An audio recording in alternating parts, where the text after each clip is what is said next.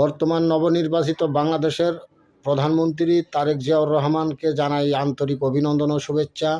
তিনি সুস্থভাবে দেশটি সঠিকভাবে পরিচালনা করবেন এবং আইন শৃঙ্খলাকে সঠিকভাবে নিয়ন্ত্রণ করবেন, যাতে অরাজকতা সৃষ্টি না হয় দেশের জন্য, এবং দেশের সাধারণ মানুষ যাতে নির্বিঘ্নে চলতে পারে ও আইনের সঠিক বিচার পেতে পারে, এটাই মাথায় রেখে ও নিত্য প্রয়োজনীয় জিনিসের দাম লাগালের মধ্যে রাখবেন, যাতে সাধারণ গরিব দুঃখী দিনমজুরি সর্বস্তরের জনগণ সঠিকভাবে সব কিছু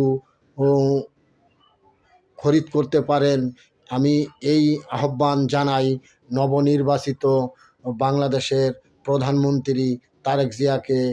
তিনি সঠিকভাবে দেশ পরিচালনা করবেন, আমি এই কথা মাথায় রেখে আমি তাকে জানাই আন্তরিক অভিনন্দন ও দেশের সর্বস্তরের জনগণের শুভকামনা করি।